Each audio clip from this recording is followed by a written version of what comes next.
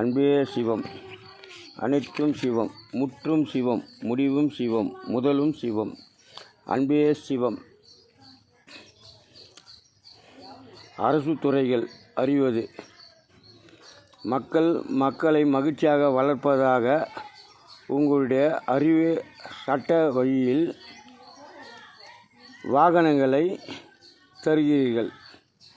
அந்த வாகனம் அவர்கள் செல்லும்போது விபத்து நிலையிலோ இல்லை ஏதாவது பொருள் வகையிலோ காவல்துறையில் சிக்கிக்கொண்டால் அதை மீண்டும் அவர்களிடத்தில் தருவதில்லை.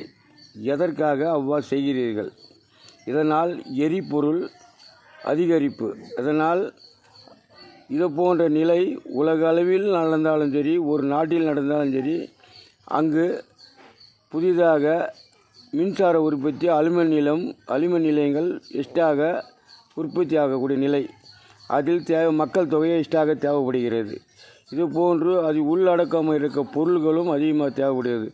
அனைத்துமே மின்சார நிலையில் உருவாக்கப்படுகிறது.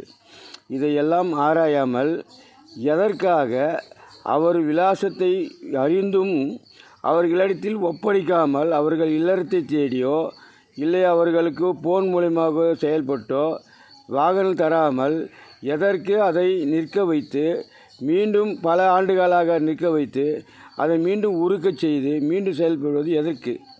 உங்கள் அறிவிக்கை செல்போனில் டிவி சேனலில் வெளிப்படுத்தவும். இதே சால சிறந்தது.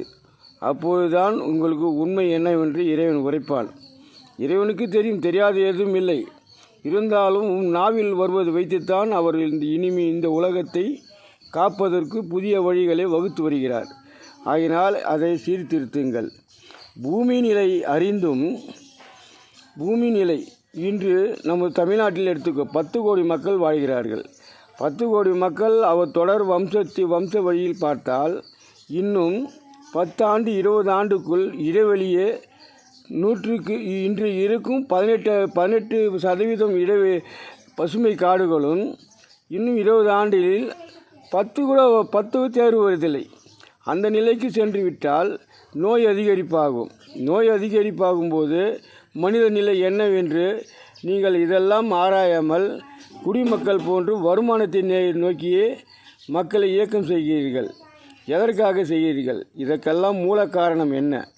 அக்காலம் முதல் இக்காலம் வரை, இக்காலம் அரசியல், முக்காலம் மன்னர், அக்காலம் ராஜாக்கள், அதுக்கு முன்னால் அவர் அந்த அளவுக்கு செய்ததில்லை. இந்த 3 தலைமுறையாக நீங்கள் குடிமக்களை வேலை வாங்கி அவர்களை கீழ்த்தரமாகவே கொண்டு வருவதற்காகவே நீங்கள் ஒரு புதிய சட்டத்தை கவர்மெண்ட் என்று வகுத்து கொண்டு அதில் உங்களுக்குண்டு ஒரு தனி சட்டத்தை வைத்து ரகசியமாக வைத்து கொண்டு உங்களுக்கு மட்டும் தனி உயர் சம்பளம் தந்துவிட்டு மற்றவர்களெல்லாம் கீழ்த்தரமாக தருவது. அது உங்களுக்கு உயர்வாக இருக்கலாம். ஒருத்தருக்காக கொடுத்தான், இல்லை ஊருக்காக கொடுத்தான். இந்த எழுத்து பொய்க்காது. இதற்கெல்லாம் நீங்கள் பதில் சொல்ல காலம் காத்திருக்கு. விரைவில் உகுந்து பாருங்கள், என்ன நடக்குது என்று பாருங்கள். உங்கள் வழியிலே நீங்கள் சிக்கி தவிக்கப் போகிறீர்கள். ஆராய்ந்து செயல்பட்டால் அனைவருக்கும் நன்மை. இல்லையே பதிலடி இறைவன் எவ்வாறு கொடுப்பார் என்று பொறுத்திருந்து பாருங்கள். இனி இயற்கை தெய்வத்தின் செயல் முக்காலம் எதிர்காலம் என்ன நடக்கும் என்று அறிந்துதான் அவர்கள் அன்றே சிலையாகிவிட்டார்கள். இன்று அவர்கள் நம்முடன் உயிருடன் நடமாடுவதில்லை. சினிமா துறையில் எடுப்பதெல்லாம் மனிதர் குலம் எவ்வாறு நடந்தது என்று இறைவன் இன்றும் எடுத்து உரைக்கிறார். அதே போன்று நீங்கள் என்ன குற்றம் செய்து வருகிறீர்கள் என்றும் அதையும் எடுத்து உரைக்கிறார் மக்கள் முன். மக்கள் அதை உங்களை எதிர்த்து கேள்வி கேட்க முடியாத நிலையில் அவர்கள் அச்சப்பட்டு வாழும் நிலைக்கு நீங்கள் கொண்டு வந்து விட்டீர்கள். ஆனால் மக்களை நம்பித்தான் நீங்கள் வாழ்கிறீர்களே தவிர மக்கள் உங்களை நம்பி வாழவில்லை. இதையும் நன்கு அறியுங்கள். நீங்கள் எல்லாம் வீராபாண்டிய கட்டபொம்மன் சொல்வது போன்று நடக்கும். மஞ்சள் அரித்தாயா பெண்களுக்கு அதே போன்று நீங்கள் வேலை செய்யும் இடத்தில் காத்திருந்து நீங்கள் உயிர் வாழ் நிலை வரும் சட்டம் வர காத்திருக்கு. எவ்வாறென்று பொறுத்திருந்து கவனியுங்கள்.